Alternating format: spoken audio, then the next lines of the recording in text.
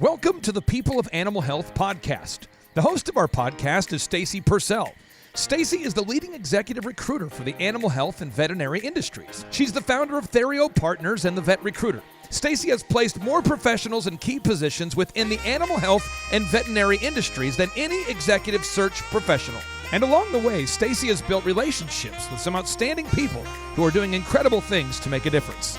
The People of Animal Health podcast features industry leaders and trailblazers who have made a significant impact or are making an impact in the animal health and veterinary industries. Stacy chats with them to learn more about their lives, their careers, and the unique and interesting things that they have done to contribute to the animal health or veterinary industries. She is here to share their stories with you. Now here's the host of our podcast, Stacy Purcell. Hello, everyone. Welcome to the People of Animal Health podcast. On today's show, we are talking with Dr. Jim Lloyd. Dr. Lloyd has had quite an amazing career. Dr. Lloyd is currently CEO and Senior Consultant for Animal Health Economics. Previously, he was Dean of the University of Florida College of Veterinary Medicine. Prior to that, he was Professor and Associate Dean at Michigan State University's College of Veterinary Medicine. Dr. Lloyd has authored or co-authored 188 scientific publications and has delivered 365 scientific presentations and workshops. With a focus on economics and strategy in veterinary medicine and animal health, Dr. Lloyd draws on his unique blend of executive leadership experience, expertise in economic and business analysis. He has a broad-based industry knowledge and extensive professional network. He works with executive leaders in the animal health industry and allied organizations to identify, develop, and implement key strategic initiatives and alliances. Welcome onto the People of Animal Health podcast, Jim. Thank you, Stacy. It's nice to be here. Well, we're so glad to have you on here, Jim. And Jim, you have had tremendous success in your career. But I would like to start off at the bottom, in the very beginning of your career.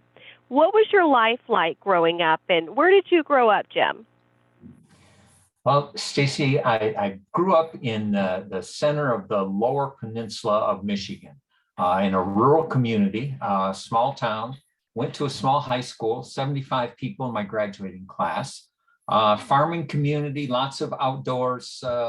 And, you know, I guess I would also say that it was kind of a sheltered community to grow up, didn't really have much engagement with the outside world. But it was, it gave me a great place to start. When did you first figure out what you wanted to do professionally? You know, Stacy, that's a great question. And the short answer is I'm still working on it, right? I've always followed my passion throughout my career, and I'm guessing we'll talk a little more about that as we get through this discussion.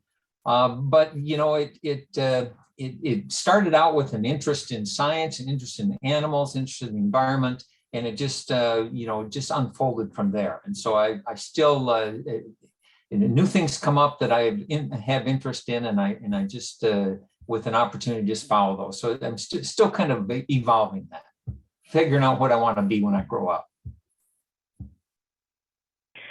Well, tell us the story of your veterinary career. I'd like to start at the beginning. After you graduated from veterinary school, tell us how you got started in your career. Well, I'll start even before that, Stacy. You know, my career really started with an interest in animals. I started out as an undergraduate major in wildlife biology, actually. And as I got close to completion my undergraduate training, I needed to decide what I was going to do for a job then, because it was time to be out of college and make a living. There weren't too many jobs at that point in my life in wildlife biology, so I had to decide to go to graduate school, or I had an interest in veterinary medical school as well. So I decided with the veterinary path. As I was in veterinary school, Stacy, I became interested in business as well, and took an elective course taught by Dr. Jack Judy in practice management. And so as I was working through veterinary school, I also became more and more interested intrigued by the business aspects of the profession. So when I finished veterinary school, I decided that I was going to go ahead and practice. I entered a mixed practice, but I wanted to also pursue an MBA to again follow this interest, this passion I had that I identified for business.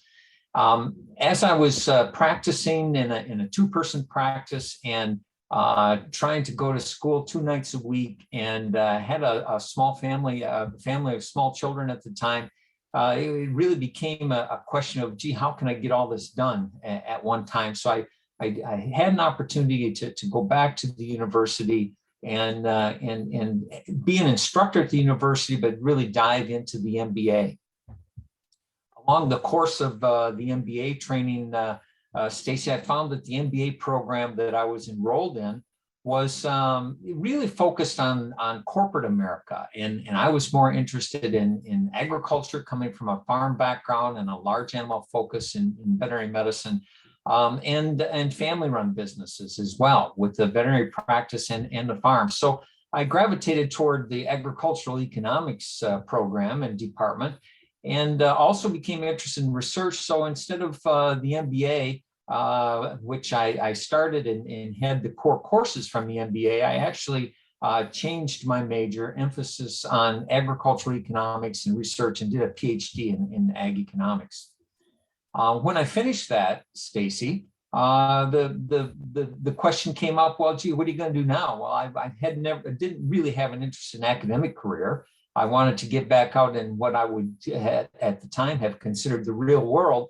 But somebody mentioned to me, boy, if you ever want to go in academia and be an academic, you need to do that first, because it's difficult to go out and then come back. So I took the advice and had an opportunity to join the faculty at Michigan State University. And, the short story is that 25 years later, I retired and moved to Florida. But it isn't quite as simple as that. I grew through my career at Michigan State up through different positions and leadership roles. And at the end of 25 years, I actually was successful in getting the job as dean at the University of Florida. And so while it was, it makes for an interesting story, I guess, 25 years and lots of activity, different activities along the way, and growing in leadership opportunities. But then to move to Florida, where I was dean for 6 years at the University of Florida. At the end of that 6 years, Stacy, a family situation brought me back to Michigan. I'm officially again retired from the University of Florida, but now I'm back in Michigan and started this consulting career, where I want to leverage the experience, the expertise, and also the professional network I built over the years. And so that's what I'm doing today, and just kind of looking for opportunities to stay engaged, to make a difference, and again, follow my passion. So, Jim, when did you feel like you were truly beginning to gain traction with your career? Well, again, because Stacy, because I've always just followed my passion, I guess I've felt I've had traction from the start, right from the very interesting things I learned about wildlife biology, wildlife management, ecosystem health. All the way along, I always felt that I was gaining traction, and in one achievement, one program led me to another, and so I guess I've always felt that I've been on the move and had traction and been moving forward. Well, I get asked this question frequently from veterinarians who are in clinical practice. They ask me, how do you find opportunities, or how do you get into roles outside of veterinary clinical practice? So, Jim, I'd like to ask you that question. What would you say to someone that wants to know, how do you get into other roles outside of veterinary clinical practice? Well, for me, Stacy, it started with my interest in business, and I just pursued that part-time when I was in veterinary school, a little more part-time while I was practicing, a little greater emphasis on that as I worked through graduate school, went back to the university, worked through graduate school. But the business background and training helped me to see opportunities and to pursue those opportunities. In addition, somewhere early, relatively early in my career, I became leadership as a discipline. And so, that was, I did some leadership development workshops. I started reading the leadership literature. And that really also, again, it was a passion of mine.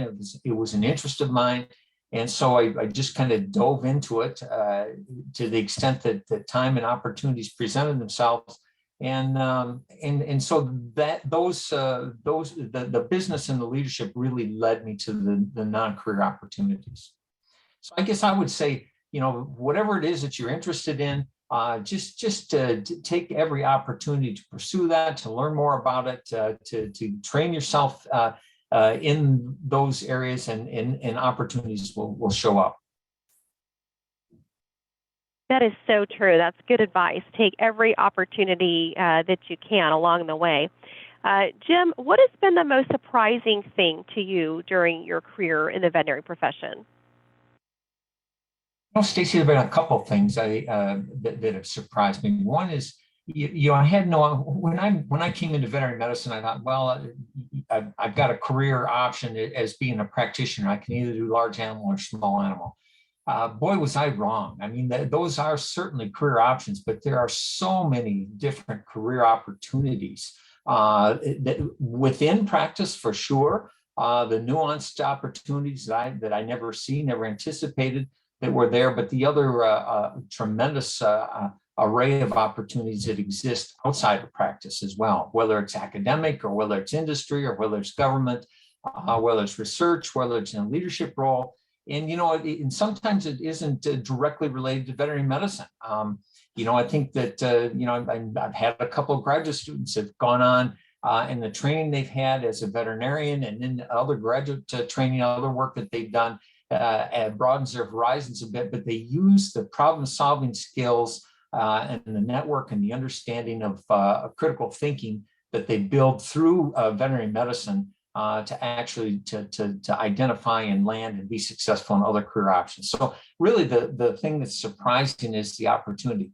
But I want to quickly add to that, the thing that's been a little bit disappointing for me along the way is increasingly aware of this over the last 10 or 15 years, is that not everyone has equal opportunity to pursue those opportunities, those different career pathways, Stacy. And so, whether even at the start, the opportunity to apply to veterinary school, the opportunity isn't always equal to gain experiences and to be successful in the admissions process. And so, I guess I'm concerned about that. And I think that's one of the greatest opportunities for us as we move forward in the future to really think about equity, inclusion, and diversity. So that probably builds to some other things that we'll talk about. Yes, and you mentioned a minute ago, you were talking about how opportunity exists outside of the veterinary profession. I've seen that. Jim, I once talked to the head of regulatory affairs for Coca-Cola, who was a veterinarian, and I once talked to an executive at Campbell Soup who was in charge of quality control, who was a veterinarian. So there are opportunities that exist for veterinarians outside of the veterinary profession. Jim, I'm curious, how have you seen the profession change over the years? Well, clearly, Stacy, there's been just an enormous amount of change scientifically. If we think about, what we knew or thought we knew way back when I was in veterinary school to where we are today, I mean, the science has just been tremendous, and it's exciting. The science and the things that we can do clinically, the things that we can do, in preventing and managing and treating disease and maintaining health, I think is just amazing. The other things, key things that have changed The relationship that we have with our pets has changed tremendously as well, and the human-animal bond, and has made a tremendous change in veterinary medicine in the demand for our services on the companion animal side. On the livestock and the large animal side, another just a really a huge shift since I started in veterinary medicine, especially in the livestock side, a focus on population medicine and population health and production medicine, all in the context of animal welfare and increasing awareness of the welfare of animals and the importance of that along the way.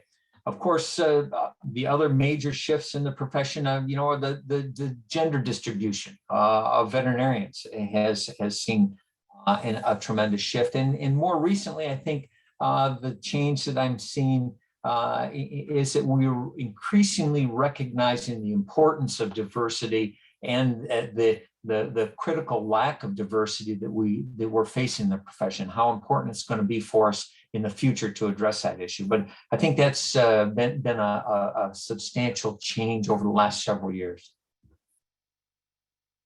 Mm-hmm. And so I'd love for you to share with the listeners about the kinds of projects that you're up to, and I'm sure you're going to mention some of the things that you've just been talking about. So talk about some of the projects that you're involved with today, Jim.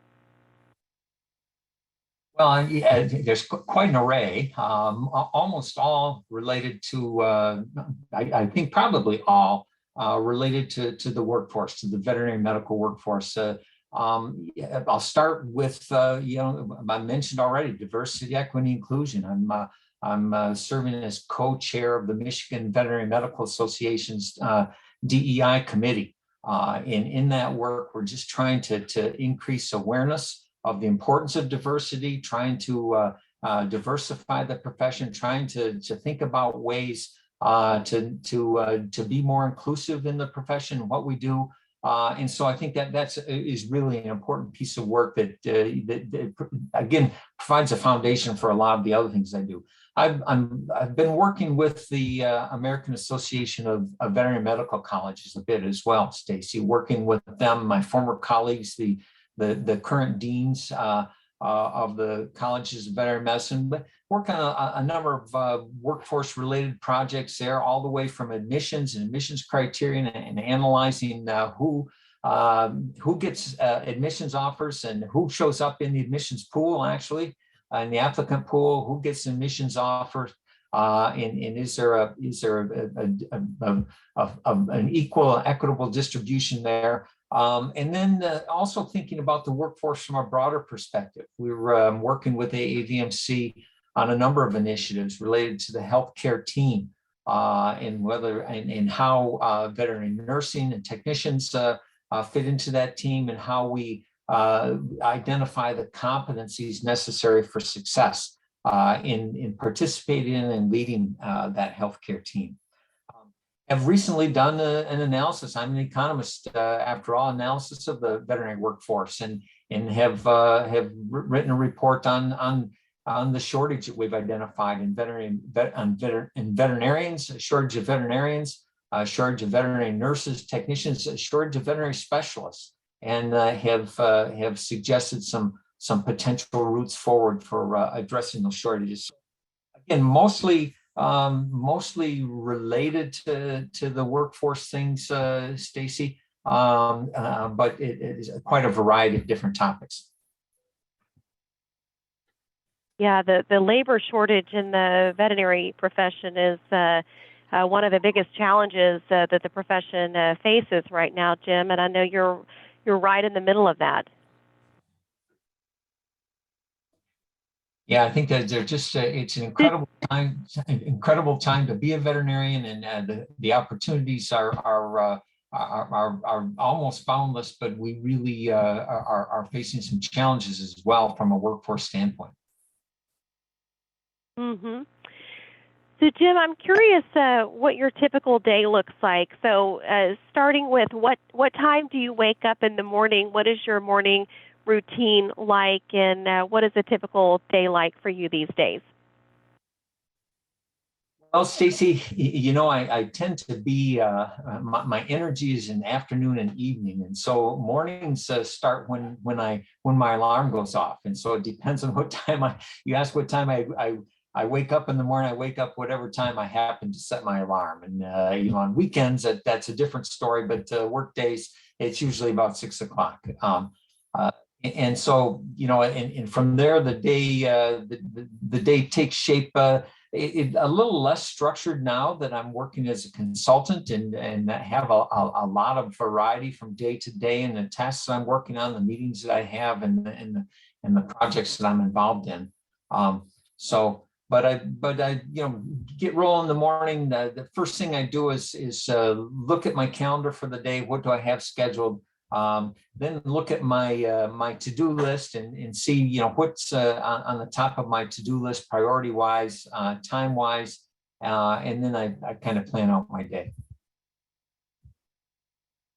Well, I know that successful people have daily habits that help them to achieve success.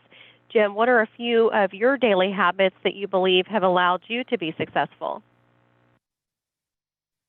Casey, I try to find some time or make some time to spend a little energy on reflection. Covey, the Covey system says that we ought to be taking some time to reflect at the end of the day, to write out the task for the next day, and at the end of the month to reflect on the month and what do you got done and what you're going to do next month. I'm not quite that structured. But boy, I've really found that reflection time is important, and whether I get a chance to do it every day or not, but just a reflection on where you are, what do you have going on, what are the priorities, and in fact, it's important for me to actually list those out so that I can see them, a visual connection, and then prioritize as well, thinking about those and how they align with my own interests, my own values, in how they in to organize my day and my time that way. What mentor has made the biggest impact on your career, Jim? Well, Stacy, I don't think that I can select a single mentor. Mentoring has been critical for me all the way from my humble beginnings in North Central Michigan, and my parents, high school mentors, college mentors, extended family, employers. Employers have been critically influential, important for my career and career development. And so many mentors, as we'd say, too numerous to count. And then probably if I started listing them out, I'd forget somebody that was important. I guess so professionally, if I think about that in my career there, I've had a couple. One is, to start with was my dean while I was in veterinary school was Dean John Welser. Dean Welser had a tremendous impact on my career and just helping to guide me through and help me to see choices and make choices early on in my career, and how to blend my interests in business and practice and move forward and get back into university into a formal training system. Once I got back to university, probably one of my most influential mentors was department chair, Dr. Fred Dirksen. Fred taught me about leadership, a lot about leadership, but taught me really about academia and how to be successful as an academic, and that was key. Also at the university, Dr. Lonnie King. Lonnie's the first one that dean. He was my dean while I was at Michigan State. He really got me started in leadership as a discipline. He had enough faith in me to send me off to a leadership development program, week-long experience at the Center for Creative Leadership, and that was transformative for me, Stacy, in my career. And so Dr. King would go on that list, and then probably more recently, the last 10 or 15 years or so, I think Ms. Pat Lowry has been extremely important. Pat is helpful, has been influential, has been a leader in diversity, equity, inclusion in veterinary medicine. And Pat has been an extremely helpful, valuable, invaluable, I'll say, mentor and friend, and just helping me to understand importance of understanding myself, understanding the strength that comes from diversity, and actually helping me to navigate that space and to try and make a difference there as well. And Jim, what advice would you give the younger version of yourself? Well, I guess in reflecting, Stacy, it probably won't surprise you. I'm going to use the passion word again. I think it's important, and I would just reassure myself, if I could talk to myself, my younger self, just to follow my passions and my interests. I think for all of us, we're more effective at what we do. We have more energy for what we do, and probably are better at what we do if we're doing things that we're really passionate about and really interested in. So I would advise my younger self to not hesitate to follow my interests, and to follow those and look for opportunities to make a difference in those. The other thing, though, again, I would say probably one thing, if I could have earlier on in my career understood the importance of and the strength of diversity, and the diversity of opinions, diversity of experiences, diversity of perspectives, the strengths that come from that. There are some challenges as well. But I come from a place of incredible privilege, recognizing that now, Stacy. Early in my career, I think I had opportunities to be an ally at times, to leverage my privilege to enhance the inclusiveness of things that I worked on, enhance broaden the opinion, richer ideas. So probably I would advise myself early on to take a look at who I am, where I come from, but also to understand the importance of diversity and inclusion. Jim, we find that most successful people tend to have idiosyncrasies that are actually their superpowers. What idiosyncrasy do you have? Well, I don't know that I have any superpowers at all, Stacy. I think that the things that really help me are, you've heard me mention, the self-reflection.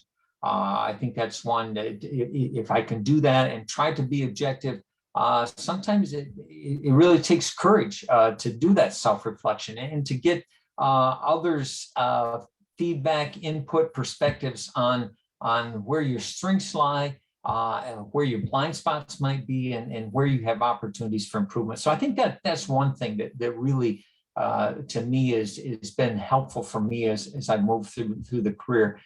The other thing that I would say is just to staying true to your values. Core values, I think, are critical. And to stay those, again, and stay true to those. Sometimes it takes courage to do that. Frequently takes courage to do that.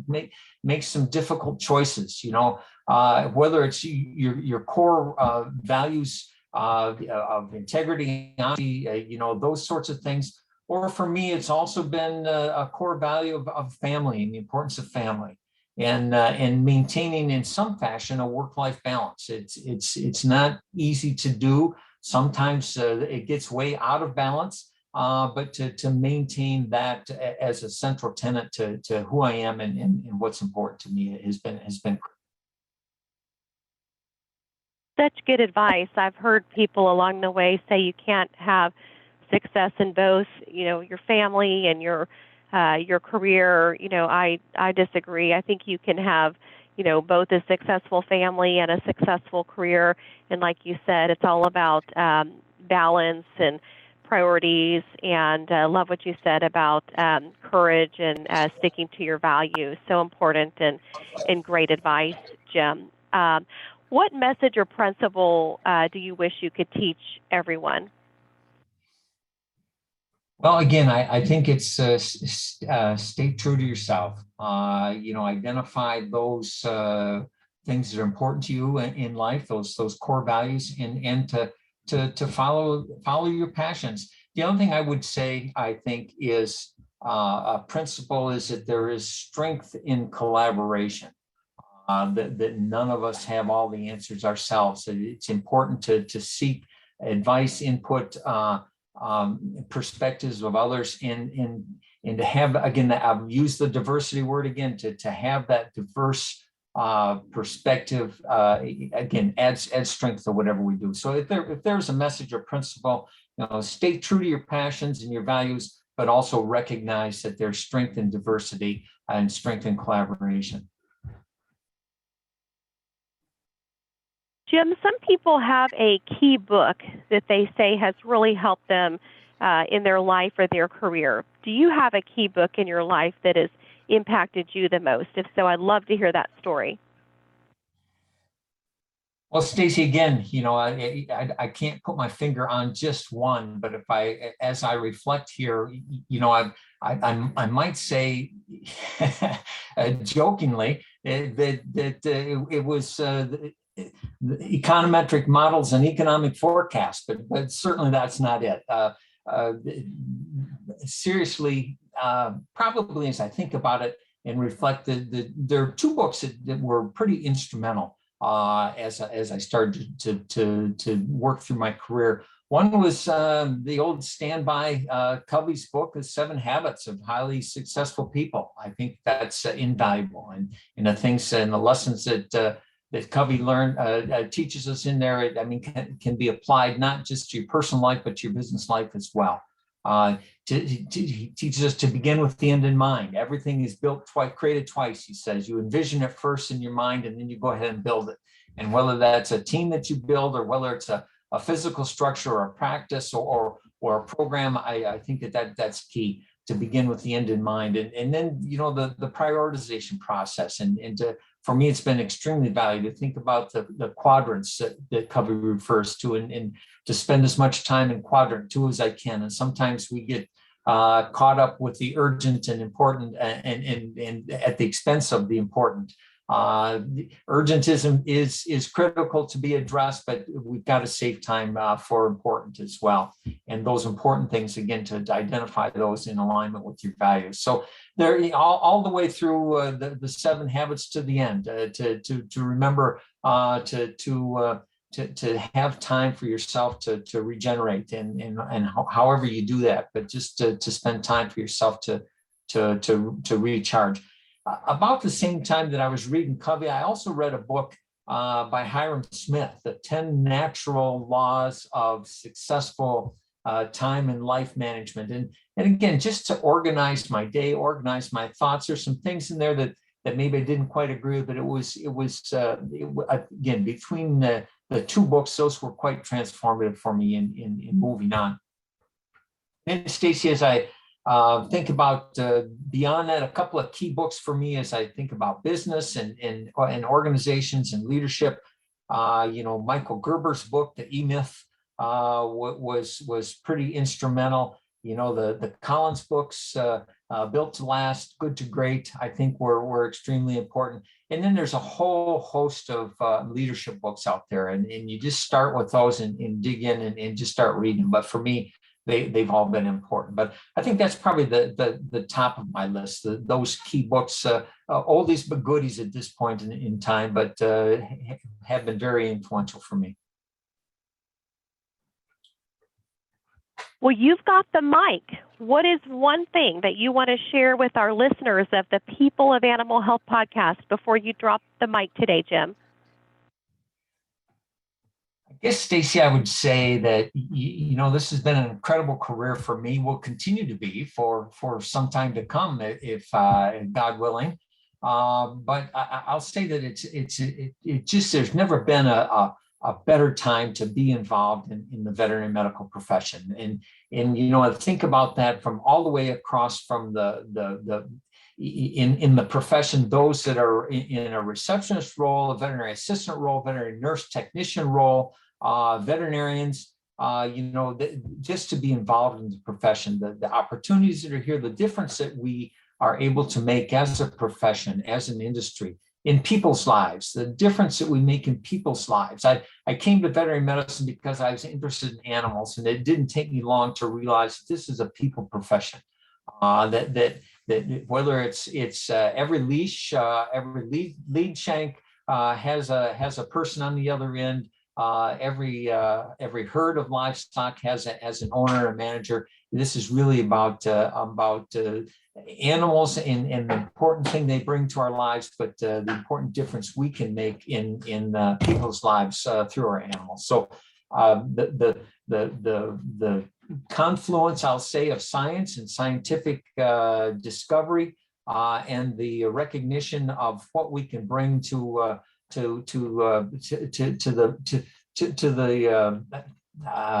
world, and as far as improved relationships with our animals, I think is really what's it gives us the opportunity for the future.